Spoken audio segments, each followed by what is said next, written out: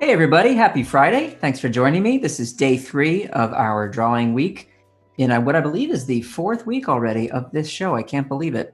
So coming up on a month of drawing along with you, I really appreciate it. Looking out my window here, I can see the trees are looking nice. What kind of trees grow in your area? Curious to know. I look out the window and, our dogwoods are looking really good. I don't know that much about trees, but I can tell they're dogwoods by the bark.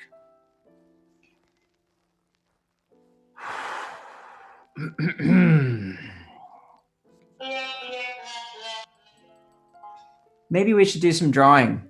Are you ready? Grab a pencil, grab a pen, grab a marker, grab a stick.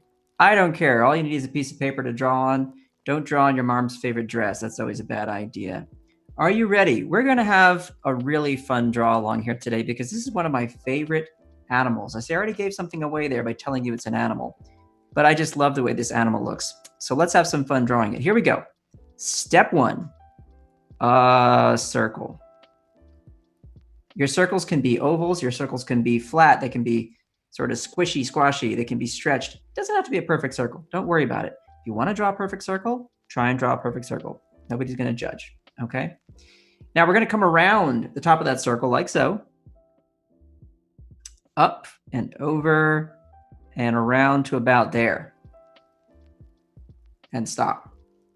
You go a little bit farther, no problemo, okay? You go a little bit shorter, hey, doesn't matter. All right, now watch this. I'm gonna pop out this way, right about from the center of that circle, okay, about that height. I'm gonna come out this way like that. And now I'm gonna connect the bottom of that second semicircle that I drew to this line. So watch, here we go. Just like that. So far, so good, everybody with me?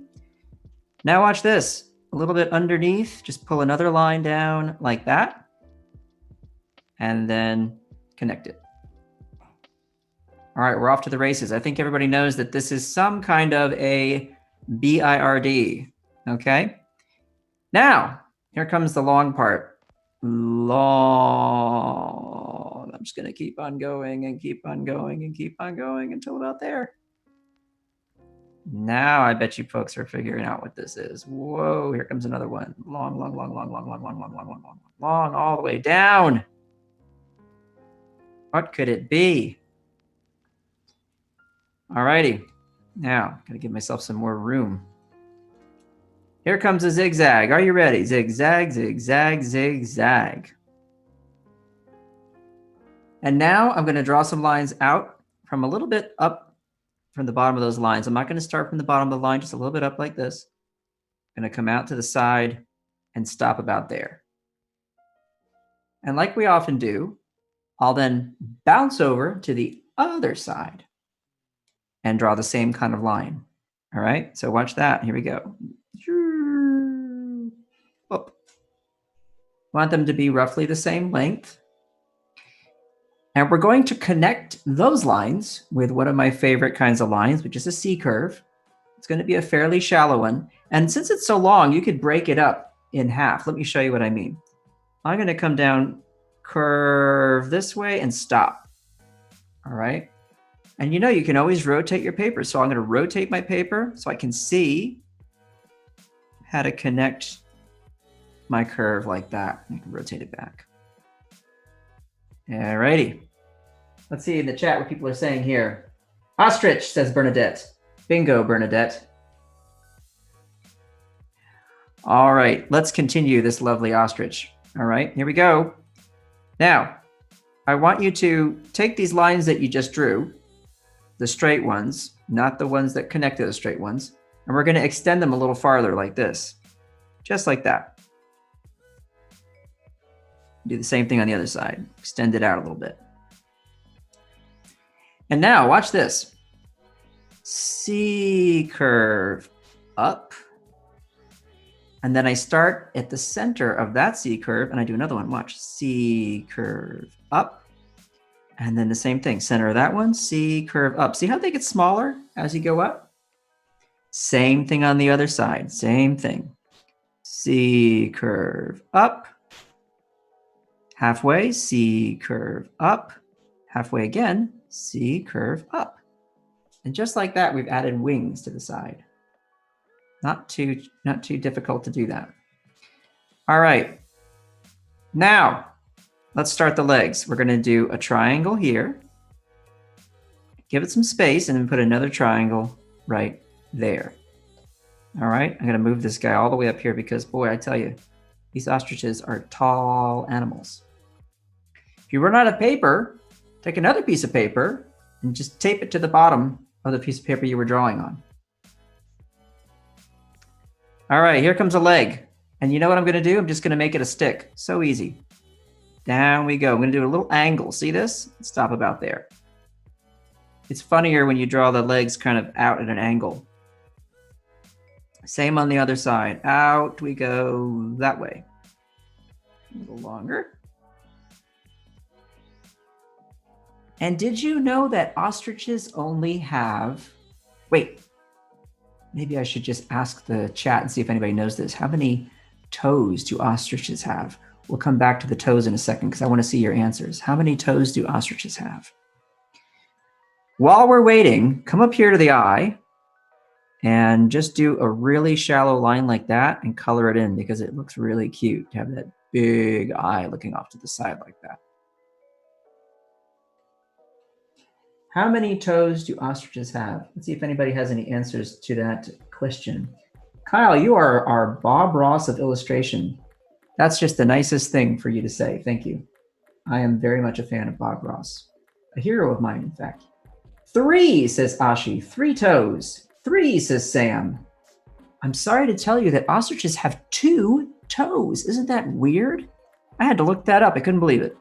So here we go. 1 and 2. 1 is shorter than the other, by the way. 1 and 2. See how I did that one shorter? Now you've got the right number of toes for your ostrich. For the tail, it's super easy. Watch what we do. We draw a line up and out like that, and then another one, and then another one. All right, we do the same thing on the other side. See how I started on the wing there? Go up and out, and then another one, and then another one. And all you have to do now is you're going to connect these lines with little bumps. Watch. Bump, bump, and bump up this way. Same here. Bump on down to there, bump over here, and bump over there. And there's our little ostrich tail. Now, if you want to get fancy, you can always add another C curve on the side like that. That's something you could do if you wish, but you don't have to. How about a little detail for those chest feathers? We've done this before when we drew our owl a couple of weeks ago, all right? And here's how I'm going to do the detail for the feathers on the ostrich. Instead of those V shapes and W shapes, I'm just going to do U shapes, all right? But the U shapes are going to be kind of like a combination of a U and a V. I'll show you what I mean. I'm going to curve down a little bit and then curve the other way. Then curve down a little bit and then curve the other way. Curve, curve. I'll do 3 that way. I'm going to do 4 now this way. 1, 2, 3, 4. And then just 2 at the bottom. 1, 2. Isn't it nice to have that detail right there? Alrighty, now for kicks, you can add just a few little lines on down the neck like that. You're pretty much done with your ostrich. What else is there to do? Now, I think the finishing touch, of course, is to add just a little hat. Give him some personality. Do you want to ground your ostrich? Do you want it to be on the ground? Remember what we showed you the other day? For a trick for that, we just do this. 1, 2, 3. We just put some lines at a diagonal underneath the ostrich, and it kind of creates a shadow, or the idea that we have some ground there. Now, for your ostrich, you can do whatever you want. Add a background of some kind, right? Maybe your ostrich is at a party, and maybe there's a disco ball. I don't know. It's your ostrich, and it's your drawing, so make it your own. I'm going to take some magic shrinking powder out of my back pocket here and just put it on the ostrich so that we can get her slid over this way. Woo! Okay. which leaves me plenty of room to draw now. Because next, it's time for everybody's favorite, what is it? This is where I draw something and you simply tell me what it is. Couldn't be easier, right? And if you've seen the show before, you know that I would never, ever try and trick you. That's not my nature. It's not the way I am. So everybody watch closely and just tell me what you think this is. Here we go. All right, we'll start with a nice ellipse. And then I'll just draw a little something inside, like that. And now, watch carefully. Down we go, and then down we go. Round it out at the bottom. I want to see some guesses coming in here. Start making your guesses. What am I drawing? What is it? That's the question. You must answer. What is it? When I look at it, it kind of looks like, well, I'm not going to say it because that would ruin the game. So I'll leave that up to you. Let's see. Sam says, watch out for tomfoolery. What do you mean? You don't trust me? You don't think that what I'm drawing is very straightforward? I would never, ever try and fool you. I mean, look at this. It's just very clear what it is. Let's say cup. You want to say cup. You can't trust me anymore, Sam says. I'm sorry. Is it a teacup? Great answer, teacup. It does look like a teacup. That's what I was thinking, actually. A cup, coffee cup. Michelle says, probably not a cup. Michelle, I think you've been on to me here because you've probably seen this before. A mug. These are great answers. However, once again, I'm afraid that we are a little bit off base. Watch this. 1, 2, 3. And we're just going to connect it. Do another one. Do another one. Uh-oh. What did I do here? I'm afraid that just like yesterday, we've actually drawn another old sea dog, sea captain. How is it possible that 2 days in a row we could draw the same thing? Look at this guy. Ooh, he's grizzled. He's a grizzled guy. And here comes that sea captain hat. Nice and floppy woppy. And up we go. And he's ready for a nice day out on a boat to do some fishing. Ah, boy, I'm so sorry that I fooled you again. Maybe it wasn't that obvious what I was doing after all. But here we are, just like yesterday with the same guy. I don't know what to tell you. I'm sorry I did that to you, folks. It's kind of a shame. But that's how it goes sometimes, right? You never know what you're going to get with these what is it drawings. Looks like a mug. Yeah, man face. Oh, he got us again, says Chris. I'm so sorry. Well, that is the game anyway. And we'll just keep playing it until someday somebody's going to get it right. I'm sure of it. Now, I want to try a new idea for the show today. I get so many questions from students and from people all over the place about how to draw things and their art questions. So what I thought would be nice is I can read the chat. And if you have a question about how to draw something or any kind of an art tip that you have in mind, well, I'd love to answer those for you here live on the show, or at least do my best to do that. So we've got about 10 minutes here and we can chat and I can draw and I can show you some things and let's just see how it goes. So I'll look in the chat and whatever art questions you have, I will check and see if I can help you out with answering these. So in the meantime, I'm going to take my shrinking powder here and just shrink this guy down like that. So we have a lot of space here to draw. I'll slide him over here. And now I've got all this room here and I can answer some questions for you about drawing. Let's say all paths lead back to sea captains. Wouldn't it be funny if I could keep that going for a whole month? Just continue to make anything I draw into a sea captain? I'm not sure if that would work out. All right, so art questions. How do you draw this, Kyle? Or why would you choose to do this? Or what's a tip for drawing this kind of a subject? An animal, a person, a part of a person like eyes. Perspective help, someone says. Alicia, I hope I'm saying that right. Perspective help, please. great. Yeah, it's a great question. How to draw hands. Chris, that's a good one. Actually, there was a art tip. If you go back a few episodes about drawing hands, I did that, I believe, last week or the week before. A quick overview of that was you take a rectangle. Okay. Well, sorry, you draw a square, and you basically double it. Okay. And the idea was that the top half here is where you have your fingers, and the bottom half here is where you have the palm. People often forget to draw the palm as big as it actually is, the bottom half of the hand, and they focus all their energy on the fingers. And so if I were to just finish this out, right, I can split it down the middle, right, because we have 4 fingers, and then I'll come in from the sides at an angle like this. And we just kind of curve up like this. It's uneven. This side has a steeper curve because the pinky's so short, right? You come up, middle finger on this side. This is your ring finger. And there's that first finger there. And then the other thing I wanted to point out to people was not to forget that the thumb, if you hold your hand in front of you, you notice that your thumb is actually not on the same plane as the hand and the fingers. It's actually hanging out underneath, okay?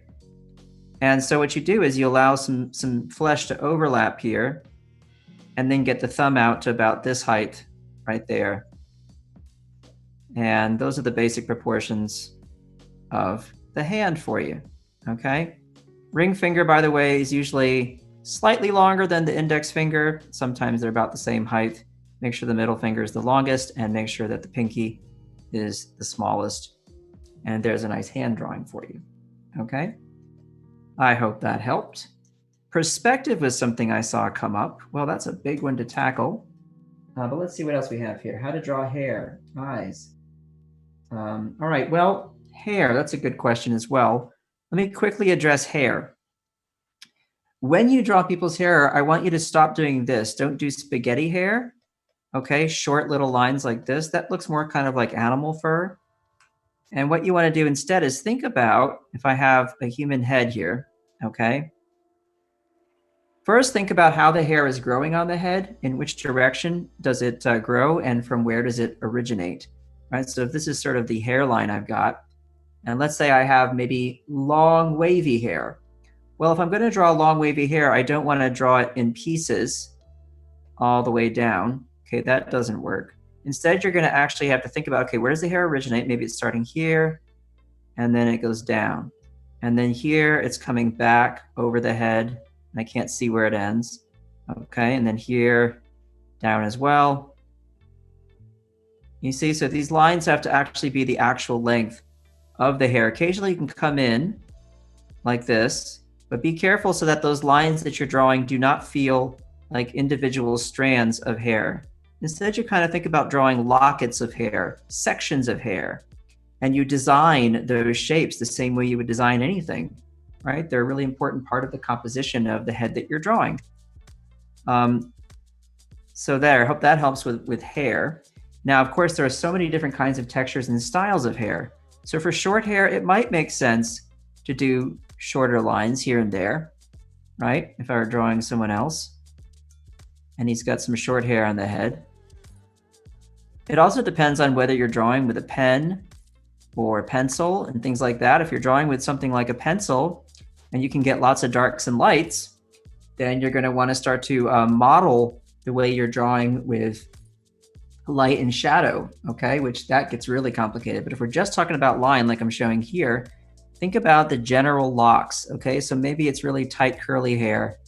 So you want to draw lines that represent that kind of a texture, okay? Maybe the hair is really frizzy, so you can do a sort of a frizzy line like this. Nice kind of wavy, curly, frizzy lines. But always be thinking about where it originates, like where's the hair growing from on the head and in which direction. So if I have a face here, and I want the general shape of the hair to be growing out this way, I think in which direction is it growing? Well, if it's starting here, it's not growing straight up that way. It's going to grow away from the face, and then away from the face, and away from the face, like this, like a clock, right? So the lines I draw to describe that hair, I want to make sure that those lines are indicative of the direction the hair is actually growing. Okay? So I hope that helps as well. Lots to think about with drawing hair, but pay attention to those things. Alrighty? Let's get rid of this for a moment. Now, I remember I got a question about perspective. What an interesting one. Well, with perspective, there are lots of things to talk about. And so I'll get some of these things out of the way here. The main thing about perspective is that we all see the whole world that way. The rules of perspective apply to everything we're looking at all day long. And what I mean is, if I were to look down a long set of railroad tracks into the distance on a flat part of the landscape, right? So let's say that here is my horizon line. That's as far as I can see. And this is all sky. Up here, some clouds, okay? And this is where the land and the sky meet. Imagine that I'm standing in the middle of some railroad tracks looking straight out, and the railroad tracks are moving straight away from me in the same direction all the way to that horizon line. And I promise you there's no train coming to get me. The train is taking a different path today. So I'm not in any danger standing on these train tracks. So let's just say wherever those train tracks end, okay, that's where we're going to call it our vanishing point, okay, along the horizon line. So watch this trick. Here's where the train tracks end. Okay, and I'm standing here in the foreground. This is what I'm going to see. I'm going to see train tracks moving away from me into smaller and smaller distances until eventually they get all the way back there in the distance, okay? And that's just going to be what I see. Now, what's causing that to happen? Well, those are the rules of perspective that you have to study, which is that everything that is the same size, like this and this, are the same size. These tracks, if I were to stand directly above them and look down on them, they would look like this. They would be the same length, right? But because this plane that I'm standing on is facing, I'm perpendicular to it and standing up, and it's moving away from me in space, you get this cool illusion where everything is moving away towards what we call a vanishing point. And this is the illusion of 3D space that you create when you draw in perspective. And it allows you to do things like this. Here, one second, let me show you what we did the other day. I can draw any shape and then pick anywhere on the paper, like say here, and say, okay, that's going to be my vanishing point. If I draw lines from the corners of that shape back to that vanishing point, I'm trying to make this as straight as I can, and then cut those lines off with lines that are parallel to the edges that I was drawing, I can erase away the extra bits, and what I'm left with is a shape that looks like it's three-dimensional, right? And not only is it three-dimensional, but it's actually drawn accurately in perspective because we used that vanishing point. So that's a pretty fun lesson, but lots to talk about there. We could go on for hours about perspective, and I think you could really find some great resources online. A guy who did a great little class on this is Ben Toll. If you can find his videos about perspective, I think you'll really enjoy them. I think they're really well done. And another guy who did a great one is Marshall, I hope I'm spelling it, it might be 2 L's, I'm not sure, Van Druff. Really, really in-depth, excellent exercises on perspective. All right, so do we have time for one quick question or are we running out? Let's see, I think we only got time for maybe a quick one. Thanks for sharing, you're very welcome. All right, I hope these helped. How to draw teeth better.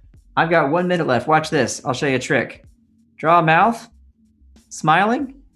Don't draw the teeth. Draw the corners like this of the mouth. Okay, make them dark. And just do this. Draw kind of the gum line and then suggest where the teeth meet, okay? And that's how you draw teeth better. Ta-da! thanks for hanging out with me, folks. I hope you had a great time. I had a great time. This was fun. And we're going to be back next week, Wednesday, Thursday, Friday, same time, same place. Everybody have a great weekend. Please stay safe and stay healthy. See you next time.